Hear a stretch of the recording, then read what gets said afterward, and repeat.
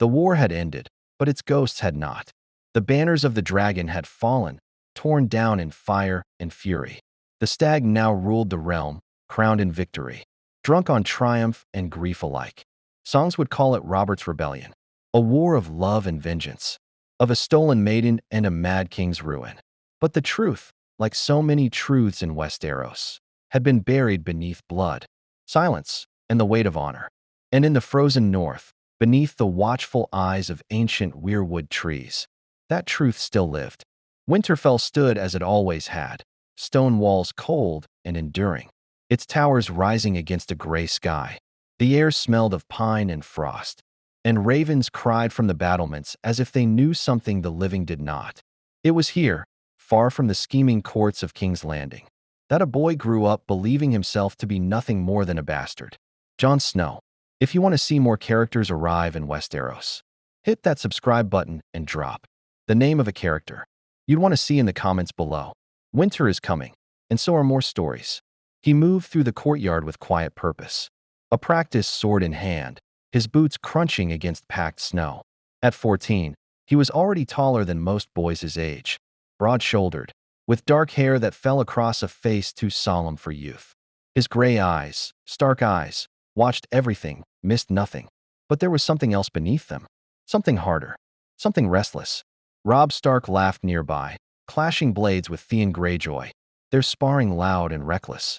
Jon fought differently, controlled, measured, every strike deliberate, every step grounded.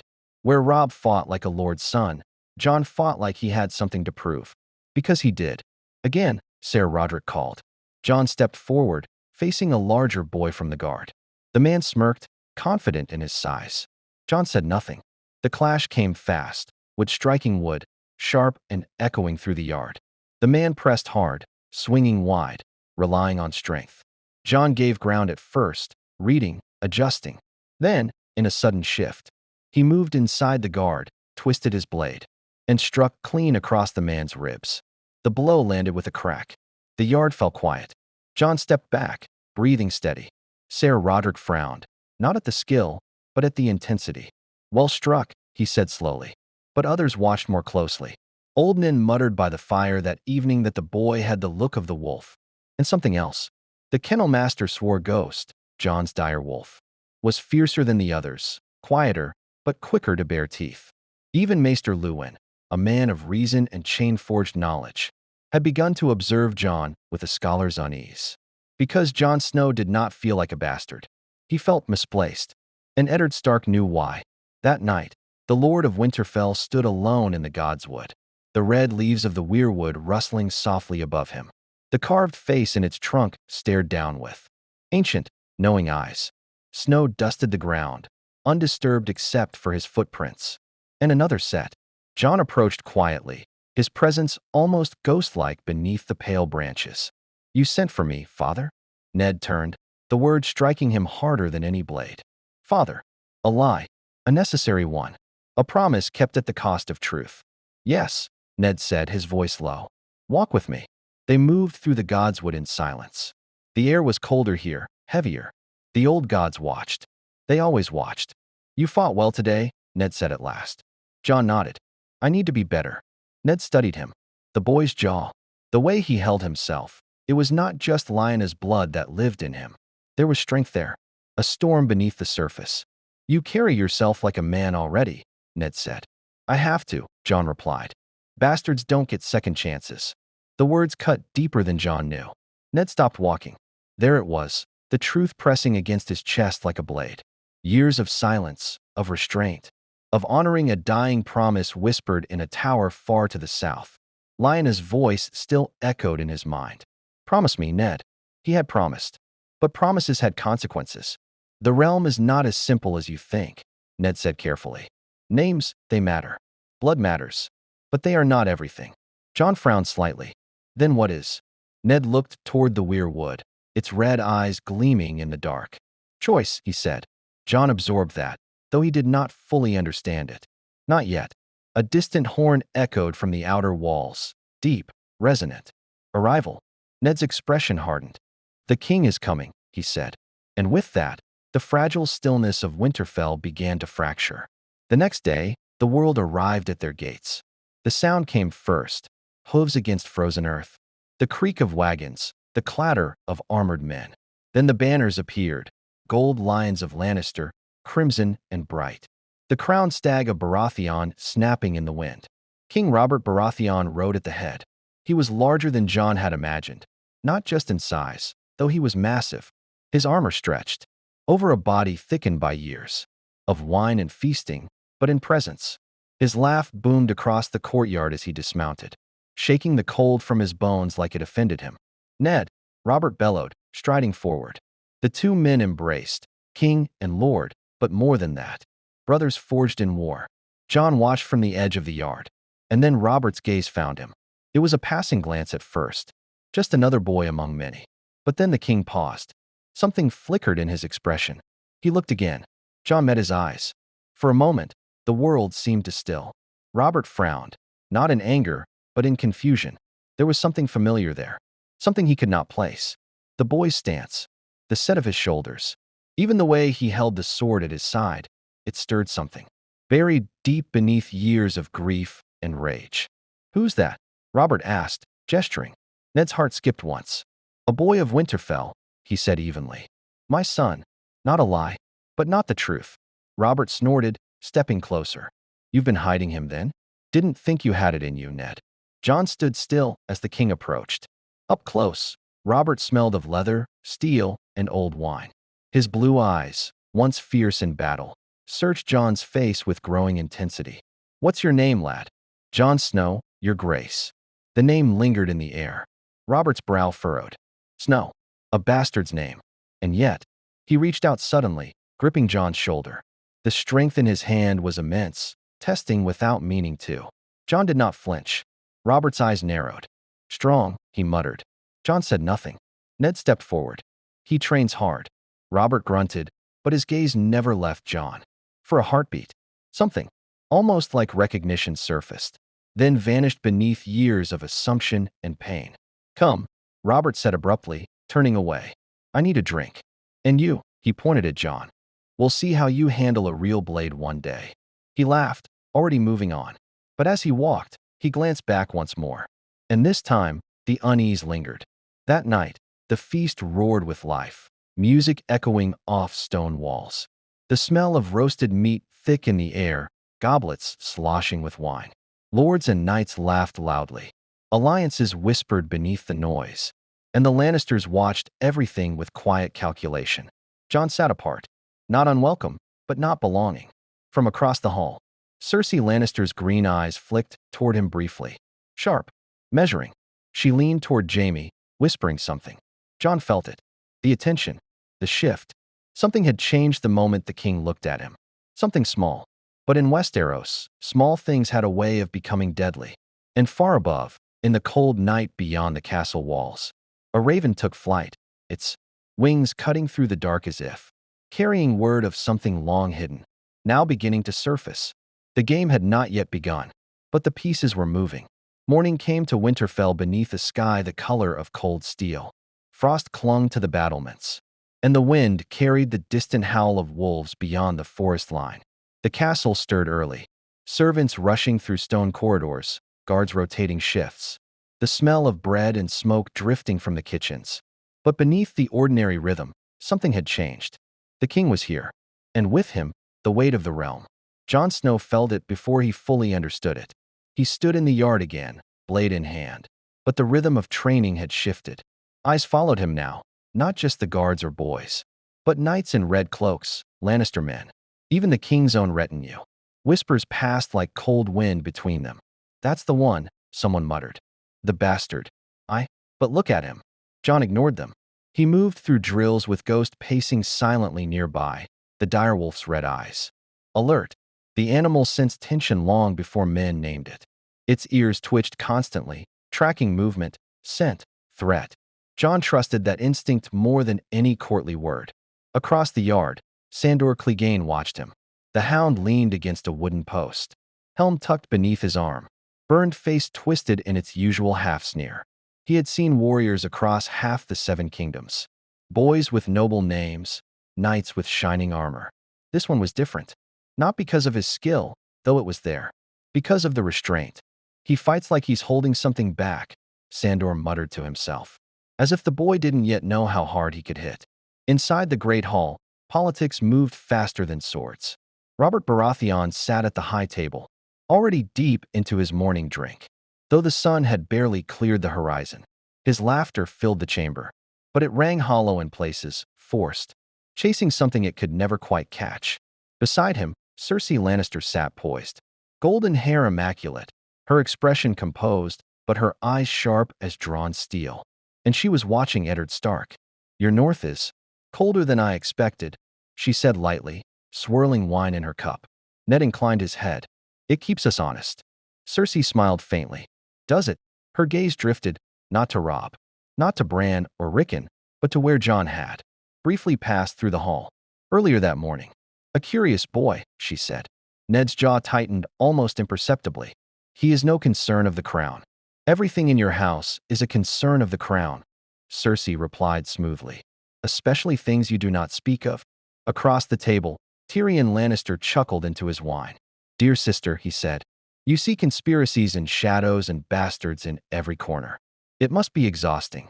Cersei did not look at him. "Some bastards matter more than others." Ned said nothing, but the silence spoke volumes. Later that day, the king hunted. It was meant to be a simple affair, stags and the wolfswood. A chance for Robert to relive the man he once was. Lords and knights rode out beneath the gray sky, banners snapping behind them, hounds barking with eager hunger. Jon rode with them, not by invitation, but not forbidden either. He kept to the edges of the group, watching, learning. Hunting was different from sparring. Less controlled, more instinct, more honest. Robert rode ahead, laughing as he crashed through brush and snow. His warhammer strapped across his back, though it was unnecessary.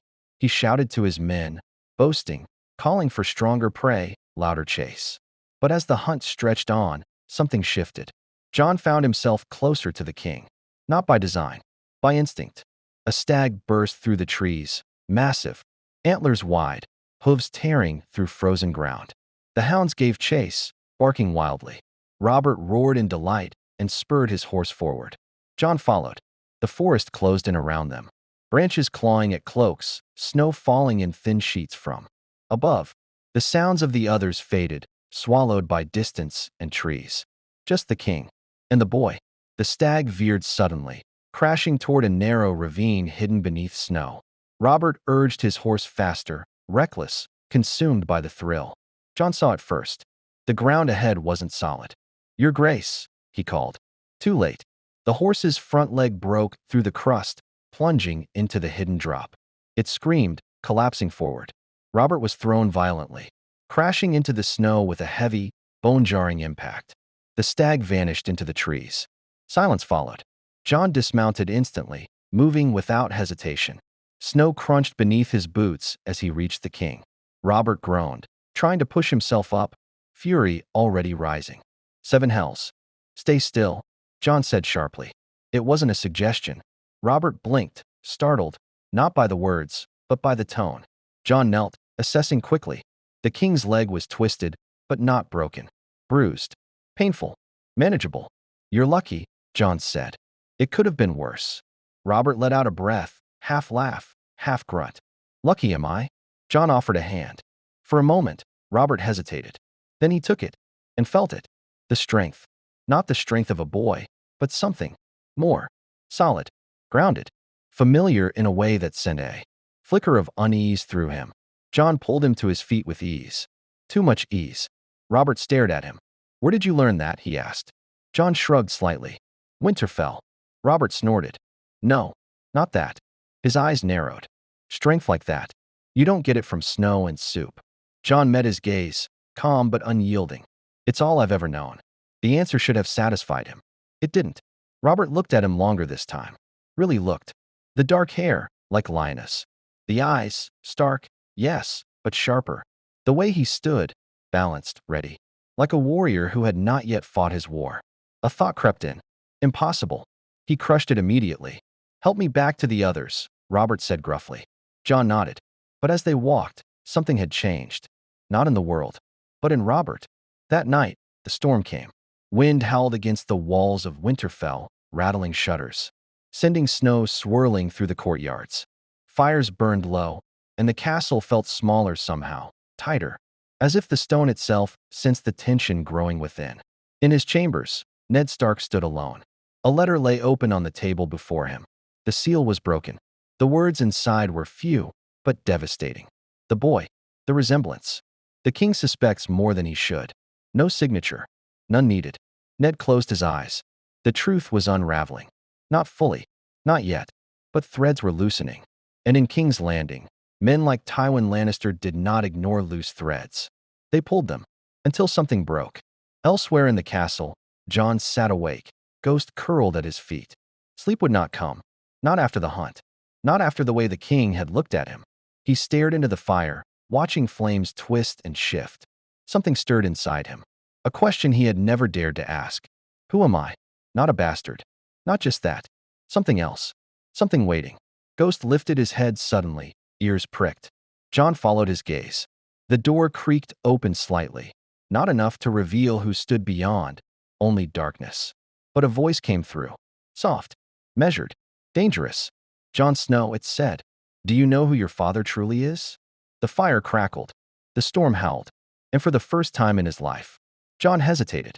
The fire cracked between them, casting long shadows across the stone walls as Jon rose slowly to his feet. Ghost was already there, silent, poised, teeth barely visible beneath curled lips. The direwolf did not growl. It did not need to. Its stillness carried more threat than noise ever could. The door creaked wider. A small figure stepped inside, wrapped in dark leathers and shadow. Tyrion Lannister. Jon's eyes narrowed slightly. You should knock. Tyrion smirked, brushing snow from his shoulders. I find doors are far more honest when they're opened uninvited. You learn what people are hiding. His mismatched eyes flicked briefly to Ghost. Charming creature. Does he always greet guests like that? Only the ones who don't belong, Jon replied. Tyrion chuckled, unfazed. Then I suppose I'm honored. He stepped further into the room, closing the door behind him with deliberate care. The storm outside howled louder for a moment before being shut away again. Silence settled. Then Tyrion spoke. You don't ask why I'm here, he said. Jon held his gaze. You already told me. You're looking for something hidden. Sharp, Tyrion said. Good. I dislike wasting time on dull minds. He moved closer to the fire, warming his hands as if this were a casual visit. Though nothing about it felt casual. I've always had a fondness for bastards, Tyrion continued. We share a certain perspective. The world tells us what we are, long before we have the chance to decide for ourselves. Jon said nothing. But you, Tyrion went on, glancing at him sideways. You don't quite fit the mold, do you? Jon's jaw tightened. Say what you came to say. Tyrion smiled faintly. Very well. He turned fully now, studying Jon with unsettling precision. You fight like a man twice your age, he said. You carry yourself like you belong somewhere higher than where you stand. And when the king looked at you today, he paused. He saw something. The words hung in the air like a blade waiting to fall. Jon felt it. That pull again. That question clawing at the edges of his thoughts. Everyone sees what they want to see, Jon said. Tyrion replied. But Robert Baratheon is not a subtle man. He sees strength, he names it. He sees weakness, he crushes it. What he saw in you. He tilted his head slightly. Confused him. Jon looked away, just briefly. And Tyrion noticed. There it is, he said softly. The crack. Ghost shifted, stepping closer to Jon's side. You came here to mock me, Jon said. You've done it. Leave. Tyrion sighed theatrically. So quick to dismiss opportunity. That's the North in you. He reached into his cloak and pulled out a small object. A ring. Simple in design but unmistakable in its sigil. A stag. Crowned. Jon's breath caught, just for a moment. Tyrion held it up between two fingers, letting the firelight catch on its surface. Curious thing, he said. Found among the king's older effects. Not something he wears anymore. Too sentimental, I imagine. Jon's eyes stayed fixed on it. Why show me this? He asked quietly.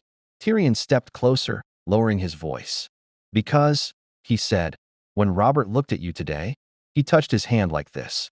Tyrion mimicked the motion, gripping his own shoulder. The same way he used to when speaking of Lyanna Stark. The name hit like a hammer. Jon stiffened. You're lying, he said. Am I? Tyrion replied. He studied Jon's face carefully now, watching every flicker of reaction. Tell me, Tyrion continued, has Lord Stark ever spoken of your mother? Silence. Of your father? Tyrion pressed. More silence. Tyrion nodded slowly. Exactly. He slipped the ring back into his cloak. I don't deal in certainties, he said. Only possibilities. And you, Jon Snow, are a very dangerous possibility. Jon stepped forward, anger rising now. Say it plainly. Tyrion met his gaze, unflinching. What if, he said, you are not who you think you are? The words echoed in Jon's mind long after they were spoken. Across Winterfell, the storm raged harder. In the Great Hall, the fire burned low as only a few remained. Late drinkers. Quiet schemers, those who thrived in the hours when others slept. Cersei Lannister sat with Jaime, her expression colder than the wind outside. He knows something, she said. Jaime leaned back, unconcerned. You see ghosts where there are none. No, Cersei snapped softly. I see patterns. She set her cup down with deliberate precision. The boy, the way Robert looked at him, the way Ned avoided the question. Her eyes narrowed, and Tyrion slinking about like a rat in the dark. Jaime smirked. If there's a secret, it's Stark's. Why should we care? Cersei turned to him fully now. Because if that boy is more than a bastard, she said, her voice low and dangerous, then he is a threat. Jaime's expression shifted slightly. A threat to what? Cersei's lips curved faintly. To everything. In the Godswood, Ned Stark stood once more beneath the weirwood. Snow fell softly around him, settling on his shoulders. His hair, the ground at his feet. The carved face above seemed almost alive in the shifting light. Its red eyes watching, waiting. He had felt it. The shift, like a blade slowly being drawn from its sheath. Footsteps approached behind him. He did not turn. You shouldn't be here, he said. Robert Baratheon stepped into the clearing, cloak heavy with snow, breath visible in the cold air. I go where I please, Robert grunted. I'm still king, last I checked. Ned allowed himself a faint, tired smile. So you are. Robert moved closer, his usual bluster muted. There was something else in him tonight. Something quieter. More dangerous. That boy, Robert said. Ned's heart tightened. What of him? Robert frowned, struggling to put words to something he didn't fully understand. He looks at me like. He trailed off, shaking his head. Like he knows me. Ned said nothing. Robert stepped closer still.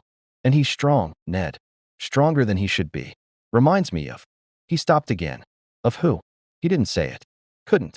Ned turned finally, meeting his old friend's gaze. He is my son, he said. The lie came easier now. But it still cut.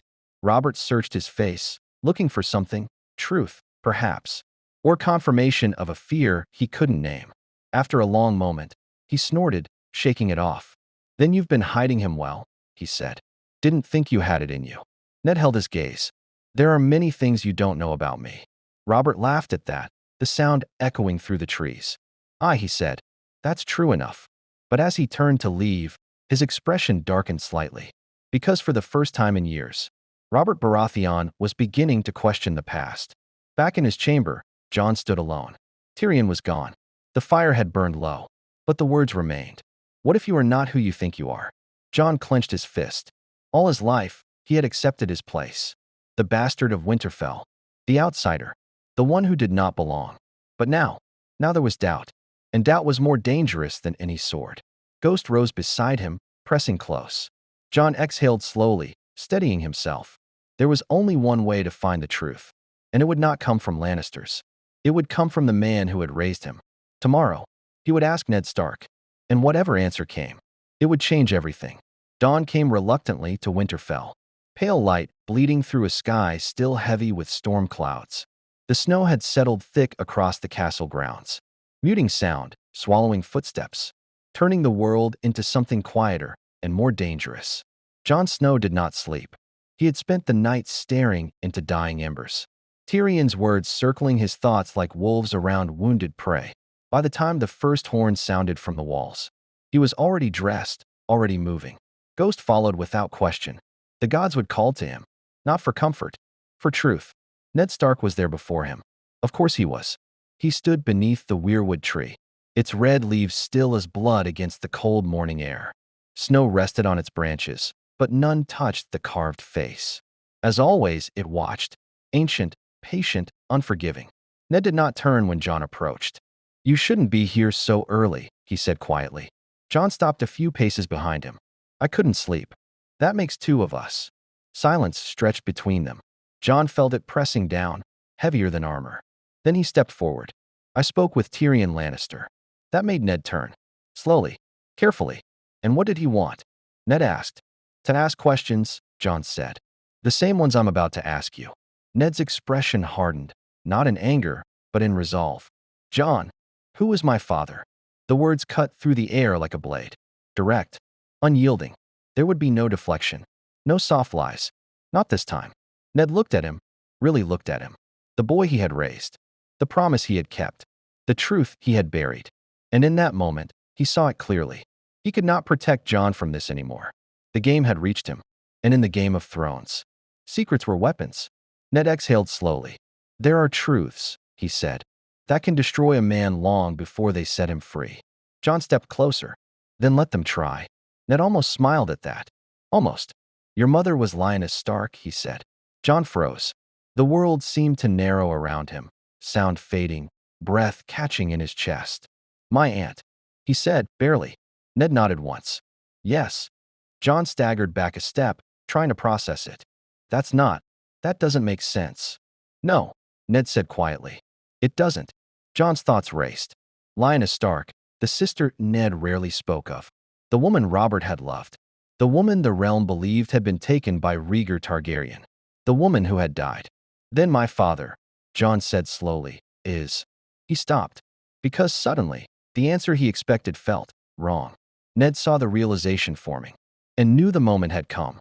"It is not Rhaegar Targaryen," he said. John looked up sharply. "What?" Ned stepped closer, his voice low, as if even the trees might betray them. "You are not the son of a dragon." John's breath came faster now. "Then who?" he demanded. Ned held his gaze, and for the first time in years, he told the truth. "Robert Baratheon," he said, "King of the Seven Kingdoms." The words shattered everything. John stared at him, unmoving, unblinking, as if the world had stopped making sense. "No," he said. It came out instinctively. Reflex. Denial. "That's not possible." "It is," Ned replied. "You're lying." "I am not." John shook his head, stepping back again. He would have known. The king would have. "He did not know," Ned said firmly. "No one did." "Why?" John demanded, anger rising now. "Why would you hide that?"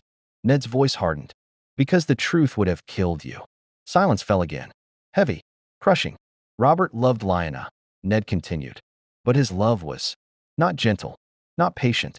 If he had known she bore his son, after believing she had been taken by Rhaegar, he would have seen you as a reminder of everything he lost, everything he failed to protect." John clenched his fists. "He would have killed me?" Ned hesitated. "Yes." The word landed harder than any blow. John turned away, pacing now, his mind racing, anger and confusion clashing inside him. "All my life," he said, voice tight, "I've been treated like nothing. A bastard. Less than." "I did what I had to do," Ned said. "You lied to me." John snapped, turning back. "You let me believe I was a bastard." Ned cut in. "You think that was easy for me?" John faltered. For a moment. Then the anger returned. "You took my name," he said. "My truth. My right. Your right would have gotten you killed." Ned roared. The words echoed through the godswood, startling birds into flight. Both men stood still after that, breathing hard, the storm between them broken open. Ned stepped closer, his voice lower now. "You are the son of Robert Baratheon," he said. "Trueborn. By rights. You have a claim to the Iron Throne stronger than any man living." John's eyes widened slightly. The weight of it hit him. Not just who he was, but what that meant. Joffrey, Stannis, Renly, all of them. False. Or weaker. And him, hidden in the north. Forgotten. "No," John said again, but this time softer. Not denial. Fear. "I don't want that." Ned nodded. "I know. Then why tell me now?" Ned looked toward the weirwood. "Because others are beginning to see it," he said. "The king's suspects. The Lannisters question. And men like Tywin Lannister." His jaw tightened. "They do not ignore threats." John exhaled slowly, trying to steady himself. "So what happens now?" he asked. Ned met his gaze. "That depends on you." Later that day, Winterfell felt different. Not just to Jon, to everyone. Whispers spread faster now, carried by servants, soldiers, even the king's own men. Something was changing. Something unseen, but undeniable. And in the great hall, the pieces began to move. Varys had arrived. No one had seen him enter. He simply appeared, soft-footed, smiling, his robes whispering against the stone floor as he approached the high table. Cersei's eyes narrowed immediately. "You travel quickly, Lord Varys," she said. "I travel where the realm requires me," he replied smoothly. "And the realm, it seems, has taken a great interest in Winterfell." His gaze flicked briefly to Jon, then back. "A curious place," he added. Tyrion watched him carefully, a faint smile playing at his lips. "You always arrive when secrets begin to rot," he said. Varys inclined his head. "Secrets are the foundation of power, my lord. And when they begin to crumble—" He spread his hand slightly. "So do kingdoms." Across the hall, Jon stood alone once more. But not as he had before. Now, he knew. And knowledge was a weapon. A dangerous one. Ghost pressed close at his side, sensing the shift in him. Jon looked out across the hall. At the king. At the Lannisters. At the game unfolding around him. For the first time, he understood the truth Ned had tried to protect him from. He was not just a piece. He was the board. And whether he wanted it or not, the war was coming for him. The cold no longer felt the same. Winterfell had always been a place of quiet strength, stone, snow, and silence. But now, beneath its ancient walls, something restless stirred. The air itself seemed sharper, as if every breath carried rumor, suspicion, and the faint metallic scent of coming blood. Jon Snow walked through the courtyard with purpose, but not direction. Not anymore. Every step felt heavier now that he knew. Robert Baratheon's son. The words echoed in his mind, clashing with everything he had believed about himself. Bastard. Outsider. Snow. Those names had shaped him, hardened him, but they had also freed him. Now he was something else. And something else meant expectation. Danger. War. Ghost stayed close, brushing against his leg as if to remind him, whatever else changed, that bond remained. From the battlements above, eyes watched him. Cersei Lannister stood cloaked in crimson and gold, the wind tugging at her hair as she observed the boy below. Her expression was unreadable, but her mind was anything but still. "He walks differently," she said. Jaime leaned beside her, unconcerned as always. "You're imagining things." "No," Cersei replied. "I'm noticing them." Her gaze never left Jon. Before, he carried shame. Now, she tilted her head slightly. Now he carries weight. Jaime smirked. "Perhaps he's grown tired of being a bastard." "Or perhaps," Cersei said softly, "he's been told he isn't one." That caught Jaime's attention. He glanced down at Jon again, this time with more interest. "You think Stark would risk something like that?" "I think Stark has already risked everything," Cersei said. Her eyes narrowed. "And I intend to find out why." Inside the castle, Tyrion Lannister poured himself another cup of wine, watching events unfold with quiet satisfaction. Varys stood across from him, hands folded, expression serene. "You've stirred the nest," Varys said lightly. Tyrion shrugged. "I merely asked questions." "You placed a torch beside dry wood," Varys corrected. "The difference is academic." Tyrion sipped his wine. "And yet here you are, drawn all the same." Varys smiled faintly. "The realm is a delicate thing, my lord. It balances on secrets. And one of those secrets is beginning to unravel." He stepped closer, lowering his voice. "Tell me, what do you believe the boy will do?" Tyrion considered that, then smiled. "That," he said, "is the interesting part." Jon found himself at the edge of Winterfell, staring out across the endless white of the north. The wind bit harder here, unshielded by walls or towers. It howled like something alive, something ancient, something honest. He preferred it. "You're thinking too loudly." Jon turned. Ygritte stood a few paces away. "No, not yet." That was a future not yet written. Instead, it was Robb Stark who approached, his expression concerned. "You've been distant," Robb said. "Even for you." Jon looked at him, his brother. "Or something like one." "I've just been thinking," Jon replied. Robb snorted. "That's dangerous." Jon almost smiled. "Almost."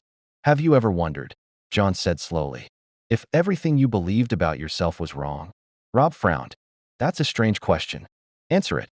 Robb shrugged. "I know who I am. I'm a Stark." Lord of Winterfell, one day. He paused. Why wouldn't I? Jon looked away. Because sometimes, he said quietly, you don't get to choose who you are. Robb studied him more closely now. This is about something else, he said. What happened? Jon hesitated. He wanted to tell him, but the words wouldn't come. Not yet. I need to leave, Jon said instead. Robb blinked. Leave? The wall, Jon said. I'm going to take the black. The words landed heavier than he expected. Robb stepped forward.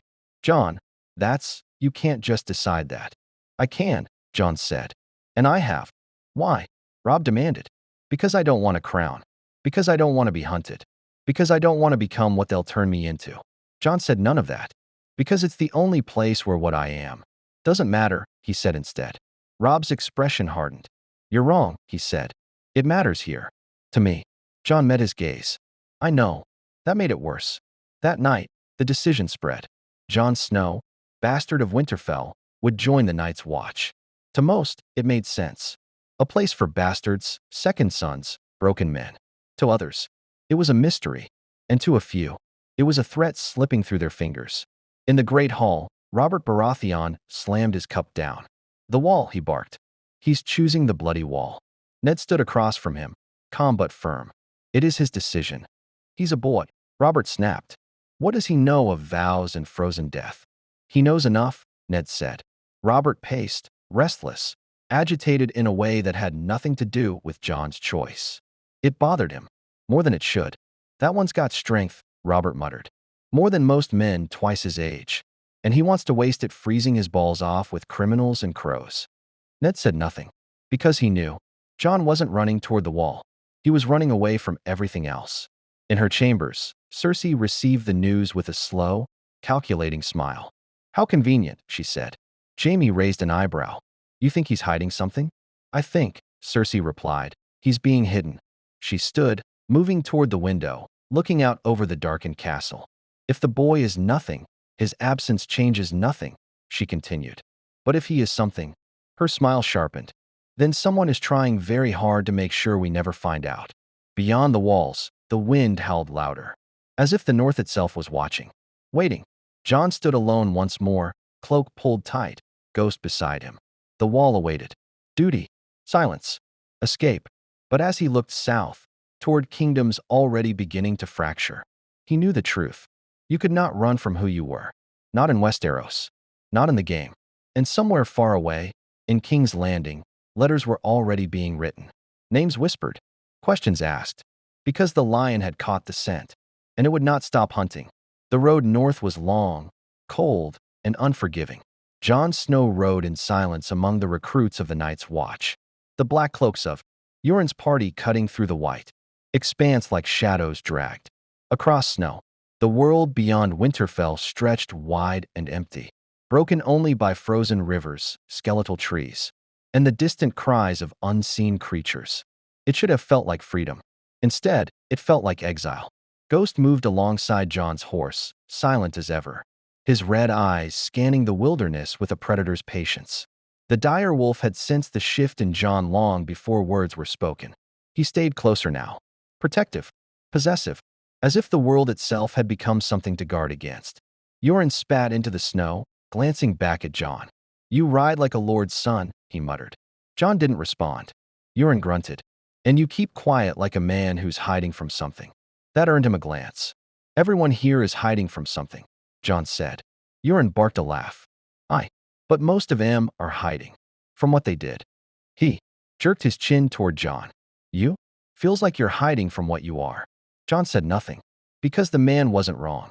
Far to the south, the game had already begun to twist around Jon's absence. In King's Landing, the Red Keep stood tall against a restless sky. The smell of salt from Blackwater Bay mixed with the ever-present stench of the city, waste, sweat, and ambition. Tywin Lannister had arrived. And when Tywin Lannister arrived, the realm shifted. He stood in the Tower of the Hand, gazing out over the city, his expression carved from stone. Letters lay open on the table behind him, reports from Winterfell, whispers from Varys, fragments of truth stitched together by a mind that missed nothing. A bastard, Tywin said. Cersei stood nearby, arms folded. That's what Stark claims. Tywin turned slowly. And what do you believe? Cersei hesitated. Then, I believe Stark is hiding something. Tywin nodded once. As do I. He walked to the table, picking up one of the letters. The king saw something in the boy, he continued. Something that disturbed him. And now the boy has fled to the wall, Cersei added. Not fled, Tywin corrected. Removed. He set the letter down. Men do not send pieces off the board unless they fear what those pieces might become.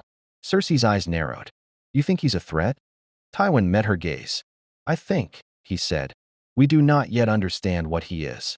At Dragonstone, another storm gathered. Stannis Baratheon stood in the chamber of the painted table. The flickering light of torches casting long shadows across the carved map of Westeros. Melisandre stood beside him, her red robes flowing like living flame. The boy, she said softly. Stannis did not look at her. What of him? I have seen him, she continued. In the fire. That made Stannis turn. Her red eyes burned with certainty. He stands in darkness. Yet he is not consumed by it, she said. There is power in him, blood and fire, though he does not know it. Stannis frowned. You speak of me. Melisandre's smile was gentle. No, she said. The word lingered. Heavy. Unwelcome. Stannis's jaw tightened. Then you are mistaken, he said coldly. The Lord of Light does not make mistakes, Melisandre replied. Her gaze drifted south, as if she could see beyond stone and sea. The boy is no bastard, she whispered. He is something else. Back on the King's Road, the journey grew harsher. Snow fell thicker now, the cold biting deeper into bone and flesh. The recruits complained, cursed, stumbled through the drifts. Jon did not. He pushed forward, steady, relentless. But inside, the storm had not quieted. It had grown. Each mile north felt like a step further from the truth, and yet closer to something inevitable. At night, by the fire, the others spoke of crimes, of regrets, of lives left behind. Jon listened, but he did not share. Because how could he? I am the trueborn son of the king. The words sounded absurd even in his own mind. And yet, they were real. One night, as the fire burned low and the wind howled beyond the trees, a rider approached. Alone. Silent. Euron's hand went to his blade immediately. Who goes there? He called. The rider did not answer at first. Then, slowly, he dismounted. A woman stepped forward. Red hair, red robes, eyes like burning coals. Melisandre. The fire seemed to bend toward her as she approached. Euron cursed under his breath. I don't like this. Jon stood. Something about her presence felt wrong. Not threatening, but knowing. She stopped a few paces from him. Jon Snow, she said. His name felt different on her lips, like she knew more than she should. What do you want? Jon asked. Melisandre studied him, her gaze intense, unblinking. I wanted to see you, she said. Why? She smiled faintly. Because the flames speak your name. Jon frowned. I don't believe in your flames. No, she said softly. But they believe in you. The others shifted uneasily, the fire crackling louder as if reacting to her presence. Melisandre stepped closer. You run from your destiny, she said. Jon's jaw tightened. I chose my path. Did you? She asked. Her eyes searched his. Or did fear choose it for you? That struck deeper than he wanted. Jon stepped forward now, meeting her gaze with equal intensity. I am not a king, he said. I don't want a crown. Melisandre's smile faded. That does not matter, she said. The fire does not choose what you want. She leaned in slightly. It chooses what you are. Silence fell. Even the wind seemed to pause. Then she stepped back. We will meet again, she said. And just like that, she turned and walked into the storm. Gone as suddenly as she had appeared. The fire burned lower that night. No one spoke. Jon sat awake long after the others slept, staring into the flames. Her words echoed in his mind. The fire does not choose what you want. He clenched his fists. He had made his choice. The wall. The watch. A life without crowns or kings. But deep down, he knew. Westeros did not allow men like him to disappear. Not when their blood could change everything. Ghost lifted his head, staring north. Jon followed his gaze. Far beyond the trees. Beyond the hills. The wall waited. And beyond it, something older than kings. Older than bloodlines. Watching. Waiting. And soon, even Jon Snow would not be able to ignore it. The wall rose from the earth like a god's mistake. Even from miles away, it dominated the horizon, an endless expanse of ice and ancient magic, stretching beyond sight in both directions. Pale blue in the daylight, ghostly in the snow, it seemed less like something built, and more like something that had always been. Jon Snow had heard stories of it all his life. None of them were enough. As Yoren's party approached Castle Black, the air grew sharper, colder, unnaturally so. The wind howled along the wall's face, carrying with it something deeper than winter. Something watching. Ghost's ears flattened as they drew closer. Jon felt it too. Not fear, but awareness. Castle Black was no great fortress, not compared to Winterfell. Its wooden towers creaked in the wind, its stone walls worn and uneven. Black-cloaked men moved through the yard, their faces hard, their eyes tired. This was not a place of glory. It was a place for the forgotten. And yet, it held the edge of the world. "Welcome to the Night's Watch," Yoren muttered. Jon dismounted, boots crunching against frozen mud. Men looked up as he passed. Some curious, some dismissive, some already measuring him. Ser Alistair Thorne stood at the center of the yard, barking orders at a group of recruits. His sharp eyes caught Jon immediately. Another one. And this one carried himself like he didn't belong. "Good. I'll break that out of him," Thorne muttered. Training began the next morning. It was brutal, not because the men were strong, but because they weren't. Thieves, rapers, farmers, broken knights, boys and men thrown together under black cloaks and given swords. They barely knew how to hold. Jon cut through them, not cruelly, but effortlessly. Every strike precise, every movement controlled. Too controlled. Again, Thorne barked. A larger recruit charged Jon, swinging wildly. Jon stepped aside, twisted the man's arm, and sent him crashing into the snow. Laughter broke out. Thorne's face darkened. "You think this is a game?" he snapped. Jon said nothing. "That's your problem," Thorne continued. "You've been trained. Federal coddled." He stepped closer. "But here," he jabbed a finger into Jon's chest. "You're no better than the rest of them." Jon held his gaze. "I never said I was," he replied. The words were calm, but the tone was not. Thorne saw it, and he smiled. Good. There was something to break after all. Days turned into weeks. Jon learned quickly, not just how to fight, but how to lead. He began helping the others, showing them how to hold a blade, how to stand, how to survive. At first, they resented him. Then, they followed him. Because strength alone did not command loyalty. Understanding did. And Jon had both. But the wall was not the only thing watching. Beyond it, in the frozen wilderness where the living rarely tread, something stirred. White shapes moved through the trees. Silent, patient, ancient. The others had noticed. Inside Castle Black, Maester Aemon watched Jon carefully. Blind eyes, but not blind mind. He had seen men like this before. Men who did not fit the place they were given. Men who carried something greater than themselves. One evening, as Jon stood atop the wall for the first time, Aemon joined him. The climb had been grueling, the cold biting through even the thickest furs. But the view, endless, white, terrifying. "It changes you," Aemon said softly. Jon didn't turn. "What does?" "The wall," Aemon replied. "Seeing what lies beyond it." Jon stared out into the wilderness. "It's just snow," he said. Aemon smiled faintly. "That is what the realm believes." A long pause followed. Then Aemon spoke again. "You carry a burden," he said. Jon stiffened slightly. "I don't know what you mean." "No," Aemon said. "Not yet." He stepped closer, leaning on his cane. "But I have lived long enough to recognize it." Jon finally looked at him.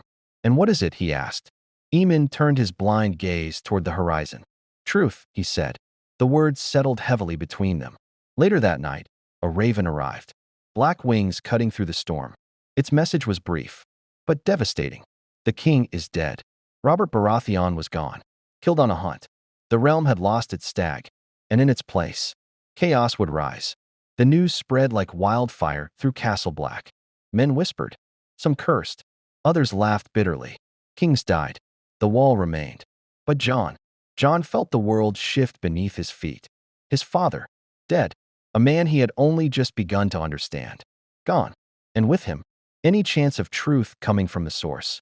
Jon stood alone in the yard, the snow falling steadily around him. Ghost pressed close. "You feel it, don't you?" Samwell Tarly said quietly, stepping beside him. Jon glanced at him. "Feel what?" Sam hesitated. "Like something big just broke." Jon looked south. toward a kingdom already tearing itself apart. Yes, he said.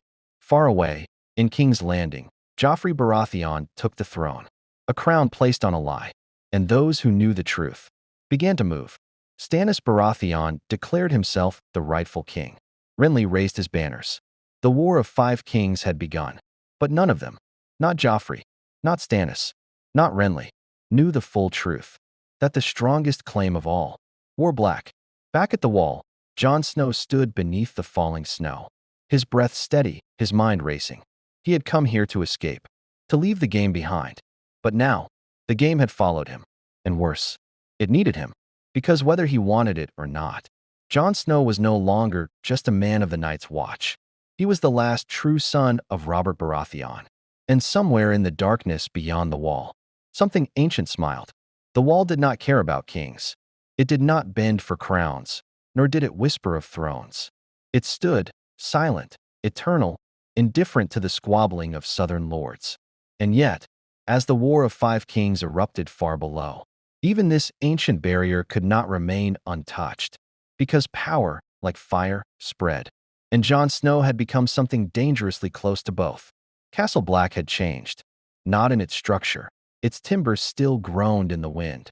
Its stones still cracked beneath frost, but in its atmosphere. The Black brothers whispered more now. Ravens flew more frequently. And Jon was no longer just another recruit. Men watched him, followed him, listened when he spoke, even when he said very little. Ser Alliser Thorne saw it clearly, and he hated it. He wins them with kindness, Thorne muttered to Janos Slynt, who had recently arrived from King's Landing with a sneer and a title he did not deserve. Kindness, Slynt scoffed. That's not how power works. No, Thorne agreed. But it's how loyalty begins. He looked out at the yard, where Jon was training a group of younger recruits, correcting their stance, guiding their strikes.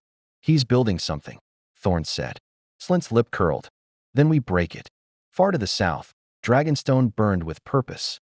Stannis Baratheon stood before the painted table, his face carved from iron, his claim to the throne etched into every word he spoke. I am the rightful king, he said. By law, by blood. Davos Seaworth stood beside him, silent but uneasy. And Melisandre, she watched the flames. Always the flames. He is not your only rival, she said. Stannis turned sharply. Joffrey is a usurper. Renly is a traitor. There are no others. Melisandre stepped closer, her red robes whispering across the stone. There is one, she said. Stannis's jaw tightened. Speak plainly. The boy at the wall, she said. Jon Snow. The name felt like an insult. A bastard, Stannis said coldly. Melisandre shook her head. No. She looked into the fire, her voice soft but absolute. He is the son of your brother. Silence fell. Heavy. Impossible. Stannis stared at her. That is a lie. The flames do not lie, she replied. They show me truth. And possibility. Stannis turned away, pacing now, anger rising. If what you say is true, he said, then he is a threat. Melisandre smiled faintly. He is more than that, she said. He is a choice. Back at the wall, Jon stood atop the ice once more, the wind tearing at his cloak as he looked out into the endless white beyond. The news from the south had settled into something heavier than shock. War. His father's kingdom tearing itself apart. And him, standing at the edge of the world, sworn to remain apart from it. Doesn't seem fair, does it? Jon glanced over. Samwell Tarly stood beside him, shivering despite his layers. What doesn't? Jon asked. Sam hesitated. That you're here, he said, and everything important is happening somewhere else. Jon looked back out into the wilderness. You think this isn't important? He asked. Sam swallowed. I just mean, you could be part of it. Jon's expression hardened slightly. I don't want to be. Sam nodded quickly. I know, Sam, Jon said quietly. Sam stopped. Jon's voice softened. I came here to leave all that behind. Sam looked at him. Can you? The question lingered. Jon didn't answer, because he didn't know. That night, the attack came. Not with horns, not with warning, but with silence. A ranger staggered through the gates just before midnight. His face pale, his breath ragged. They're coming, he gasped. What's coming? Thorne demanded. The man's eyes were wide with terror. Dead men. The yard fell still. Even the wind seemed to pause. Within hours, A ranging party was assembled. John stood among them, sword at his side, Ghost already alert. "You're not ready for this," Thorn snapped. John met his gaze. "Neither are you." Thorn's hand tightened on his blade. But he said nothing, because for once, he wasn't sure he was wrong. They rode beyond the wall under a sky devoid of stars. The cold bit deeper here, unnatural, suffocating. The forest loomed dark and silent, its branches heavy with snow. And then, they found them. Bodies. Dozens. Scattered across the clearing. Men of the watch. Frozen. Dead.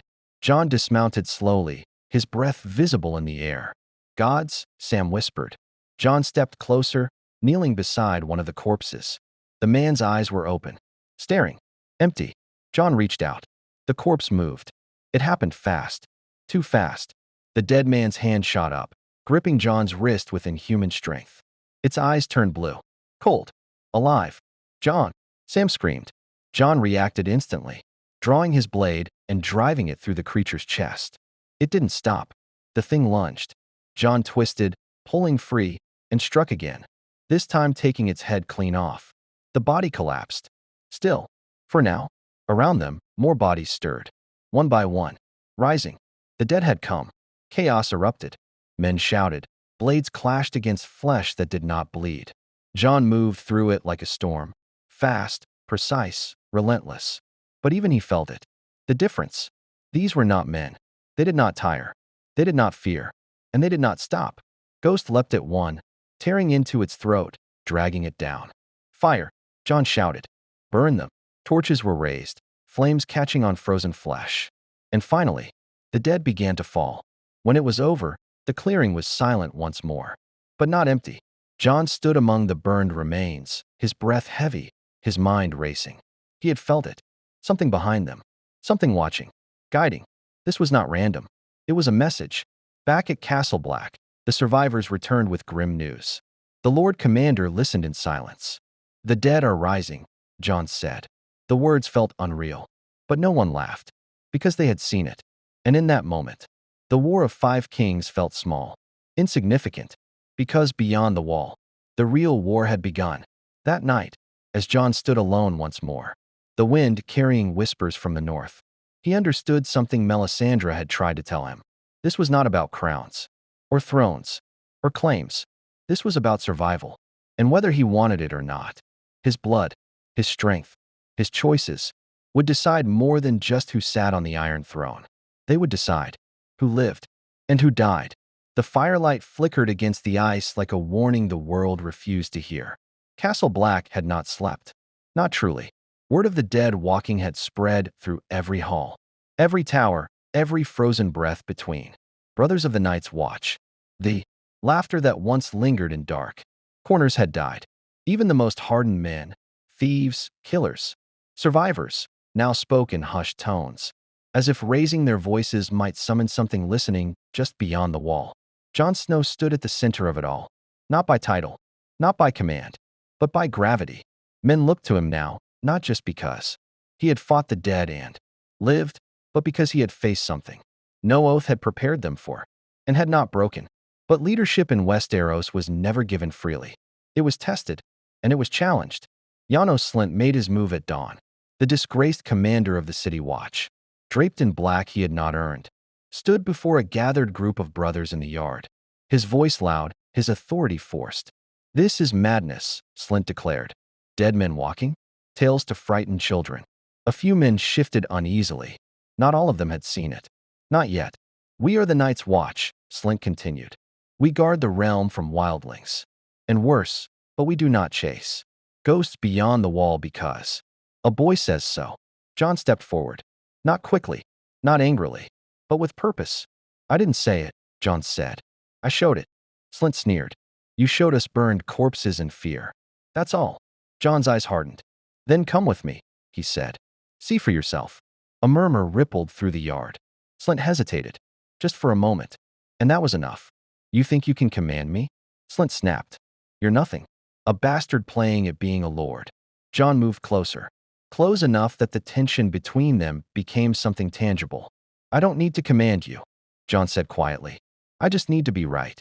The words landed harder than any shout. Slynt faltered. Because deep down, he knew. From the shadows, Alisir Thorn watched. This was the moment. The breaking point. If Jon failed here, he would be nothing more than another boy with a sword. But if he didn't, Thorn's grip tightened on the railing. Then things would change. That same morning, a raven arrived from the south. Its message was sealed in wax the color of blood. Stannis Baratheon had landed in the north. With ships. With soldiers. With purpose. The news struck Castle Black like a hammer. A king. Sam whispered. Jon said nothing. But inside, everything shifted. Stannis. His uncle. His rival. His blood. By nightfall, Stannis Baratheon stood beneath the wall. His army stretched behind him, disciplined, hardened, forged in Dragonstone's storms. Torches burned against the darkness, casting long shadows across the ice. And at their center, Melisandre. Her red robes seemed to glow in the firelight, her presence as unnatural as ever. Jon descended to meet them. Each step down from the wall felt heavier than the last. Because this was no longer avoidance. This was confrontation. Stannis waited at the gates, his expression unreadable. When Jon approached, their eyes met. And for a moment, time seemed to fold in on itself. Two men, same blood, different paths. You are Jon Snow, Stannis said. Jon inclined his head. I am. Stannis studied him. The resemblance was there. Subtle, but undeniable. I have heard things, Stannis said. Jon met his gaze. So have I. Silence stretched. Then, Melisandre stepped forward. You both feel it, she said softly. Neither man responded, but neither denied it. You are bound, she continued. By blood, by fate, by fire. Stannis's jaw tightened. Enough. He turned back to Jon. If what I've been told is true, Stannis said, then you are my brother's son. Jon didn't flinch. I am, he said. The words echoed in the cold air. Final. Irreversible. Stannis nodded slowly. Then you have a claim, he said. Stronger than mine. The admission was not easy, but it was honest. And that made it dangerous. The men behind Stannis shifted uneasily. Because this changed everything. You've come to take the wall? Jon asked. No, Stannis said. I've come to win a war. He gestured north. And you've seen the enemy. Jon's expression darkened. Yes. Stannis stepped closer. Then you understand, he said. The throne means nothing if the realm falls. Jon nodded once. Finally, something they agreed on. Join me, Stannis said. The words were simple, but the weight behind them was immense. Stand with me, Stannis continued. Help me take the throne. And together, we prepare the realm for what's coming. Jon hesitated, not because he didn't understand, but because he did. This was the moment. The choice. Crown or duty. Blood or oath. War or something worse. Melisandre watched him closely. The fire shows two paths, she said softly. One leads to a crown. The flames behind her flickered higher. The other, to darkness. Jon looked at her. And which one do you want? He asked. She smiled faintly. The one where you live long enough to matter. Jon turned back to Stannis. I swore an oath, he said. To the Night's Watch. Stannis's expression hardened. Oaths can be set aside. Not mine, Jon said. Silence fell again. Heavy. Unyielding. Stannis studied him. Really studied him. And in that moment, he saw it. The same stubbornness. The same unbreakable will. The same blood. Robert's blood. Then you are a fool, Stannis said. Perhaps, Jon replied. But I'm your kind of fool. That earned the faintest flicker of something from Stannis. Not approval, but recognition. Before another word could be spoken, the horn sounded. 3 blasts. Long. Loud. Echoing across the wall. Every man froze. Because they all knew what it meant. Others. Jon turned north. The wind howled louder now, carrying something with it. A sound. Like ice cracking. Like death breathing. On the horizon, they appeared. A line of white stretching across the darkness. Unmoving. Unstoppable. The army of the dead. And at its center, a figure on a pale horse. Watching. Waiting. The Night King had come. Jon stepped forward, his hand tightening around his sword. This was it. Not politics. Not crowns. War. Real war. He glanced once at Stannis. Then back at the army beyond the wall. I can't help you win the throne, Jon said. But I can help you survive this. Stannis followed his gaze. And for the first time, he understood. The Game of Thrones had been a distraction. A smaller war. A weaker one. Because this was the end of everything. Snow began to fall harder. The wind screamed. And beneath the wall, two kings stood side by side. Not as allies. Not yet. But as men who knew. If they failed here, there would be no realm left to rule. The wall had stood for thousands of years. It had faced storms that swallowed armies, winters that devoured kingdoms, and threats so ancient they had become myth. It was not meant to fall, but myths had a way of becoming real again. And now, the dead stood at its gates. The horns did not stop. 3 blasts. Again, again, again. The sound echoed across ice and stone, reverberating through every man who heard it. Brothers of the Night's Watch rushed to their positions, black cloaks snapping in the wind. Archers lined the top of the wall, their fingers trembling not from cold, but from something deeper. Fear. Below, Stannis's army moved with disciplined urgency, forming ranks, raising shields, lighting torches that flickered weakly against the growing darkness. And at the center of it all, Jon Snow stood between two worlds. The wall behind him, the war ahead. Form lines, Stannis commanded, his voice cutting through the chaos. His men obeyed instantly. They always did. But this was not a battle they understood. Jon climbed the wall once more, Ghost at his side. Each step felt heavier, not from exhaustion, but from realization. This was what it came to. Not a throne, not a crown, but this. Ice, death, and the thin line between them and the living. At the top, the wind howled like something alive. Jon stepped forward, looking out, and saw them. Thousands. No, more. An endless sea of the dead stretching across the frozen wilderness. White walkers stood among them, silent and still, their presence commanding the horde without words. And at their center, the Night King, watching, waiting, as if he had always known this moment would come. Jon felt it. A pull. Not fear. Something else. Recognition. As if the Night King saw him not just as an enemy, but as something important. Below, Melisandre stepped forward, raising her hands to the sky. Lord of Light, she whispered, her voice carried by the wind. Grant us your fire. The torches flared brighter. The flames grew. But against the cold, it was not enough. They'll breach it, Sam said beside Jon, his voice shaking. Jon didn't look away. Not today, he said. The first wave came without sound. The dead surged forward, climbing over each other, clawing at the base of the wall like a tide of flesh and bone. Arrows rained down. Fire followed. But for every one that fell, 10 more took its place. They don't stop. A ranger shouted. They don't need to, Jon replied. His mind raced. The wall was strong, but not unbreakable. And the Night King, he wasn't testing it. He was waiting for something. Jon turned, looking down at the gate, at the men below, at Stannis, at Melisandre, at the fire struggling against the cold. And suddenly, he understood. Dragonglass, Jon said. Sam blinked. What? They die from it, Jon continued. We've seen it. Sam nodded quickly. Yes, but we don't have enough. Jon's eyes hardened. Then we make enough. Below, Stannis looked up as Jon descended once more. What are you doing? Stannis demanded. Winning, Jon replied. Within minutes, the plan began. Every piece of dragonglass at Castle Black was gathered. Arrowheads, daggers, shards. Blacksmiths worked furiously, shaping what they could, while Melisandre stepped forward once more. I can help, she said. Jon met her gaze. Then do it. She stepped to the fire and changed it. The flames turned red, then gold, then something else entirely. Alive, burning hotter than any natural fire. Weapons dipped into it emerged.